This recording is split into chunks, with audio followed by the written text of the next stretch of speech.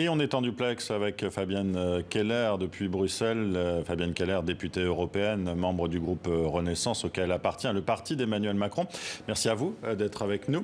Le reportage que l'on vient de voir est une illustration de l'enjeu que sont devenus ces migrants avec la Biélorussie qui les instrumentaliserait pour déstabiliser l'Union européenne en les poussant vers son territoire. Est-ce que c'est une analyse que vous partagez ? Je partage totalement cette analyse du ministre allemand. C'est ce qu'on appelle désormais une menace hybride. C'est une mesure de rétorsion prise par les Bélarusses qui donc organisent la venue d'un certain nombre d'avions. Au début de Bagdad, maintenant ils transitent par Istanbul. Donc il y a énormément d'avions, plusieurs dizaines chaque semaine. Istanbul, Minsk, la capitale bélarusse. Ensuite, les personnes sont conduites à la frontière désormais polonaise. Au début, c'était à la frontière lituanienne. Et elles sont livrées à elles-mêmes. Les passeurs les abandonnent. C'est terrifiant. C'est la difficulté, les migrants qui ne savent plus où aller, qui sont en fait totalement instrumentalisés et emmenés ainsi. Certains seraient décédés, on parle de 6 morts puisqu'il fait froid sur les terrains polonais, on est assez au nord, l'automne avance. Donc c'est tout à fait inadmissible et ce n'est pas une situation maîtrisée par l'Europe, puisque la Pologne a déclaré un état d'urgence dans le territoire entourant sa frontière. Donc il n'y a aucune intervention de nos agences européennes telles que Frontex. Et justement, oui, cela crée des dissensions, cette situation. Fabienne Keller, est-ce que le point faible de l'Europe aujourd'hui, c'est sa gestion, justement, des migrations? Il y a une très forte tension entre les pays de l'Ouest et les pays de l'Est. Ces derniers, comme la Pologne ou la Hongrie, ont une politique anti-migratoire très forte. Vous l'avez rappelé, Varsovie a donc déclaré cet état d'urgence autour de la frontière. Varsovie parle aussi de dresser un mur, de déployer 10 000 soldats dans cette zone, des soldats polonais, on l'a entendu, qui sont accusés de très grande brutalité par ces migrants. Ça, c'est en totale contradiction avec le droit européen de protection des droits humains. Cela vous choque, non ? Cela est extrêmement choquant. La Pologne aujourd'hui ne respecte pas l'état de droit. On parle beaucoup ces derniers temps de l'arrêt de sa Cour constitutionnelle qui réfute le droit européen. Ici, elle ne respecte pas la Convention de Genève, c'est-à-dire l'obligation d'accueillir les personnes qui se présentent à la frontière et de voir s'ils fuient ou non un conflit et donc s'ils ont le droit de s'inscrire dans le droit des réfugiés.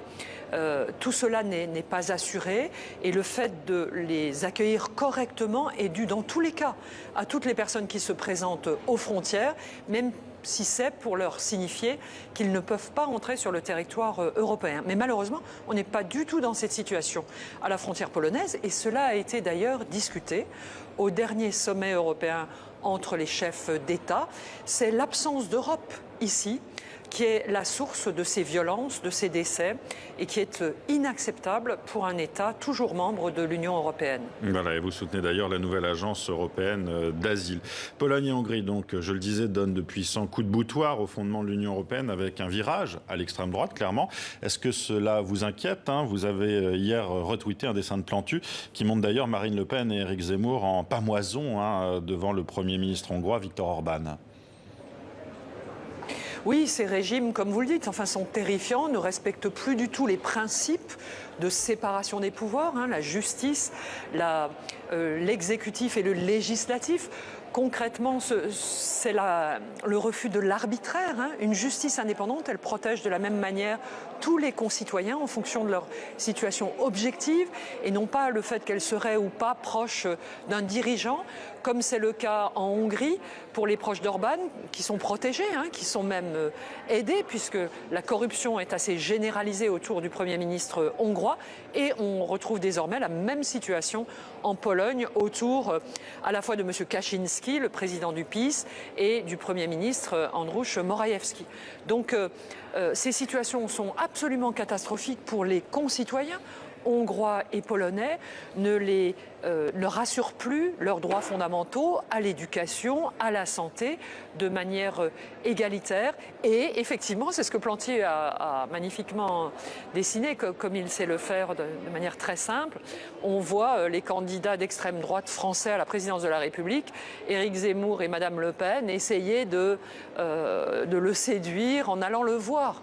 Image catastrophique d'une extrême droite qui tente de trouver ses références, la corruption, l'absence d'égalité, le refus de la différence. Vous savez que Orban a des campagnes contre les LGBT notamment, comme d'ailleurs c'est le cas du gouvernement polonais. C'est cela que nous proposent désormais nos candidats Zemmour et Le Pen comme projet pour la France. Je le refuse évidemment avec énergie, comme l'Europe d'ailleurs, puisque ces deux régimes ne respectent plus les droits de l'homme. Merci Fabienne Keller d'avoir été avec nous en direct de Bruxelles sur TV5 Monde. Merci à vous.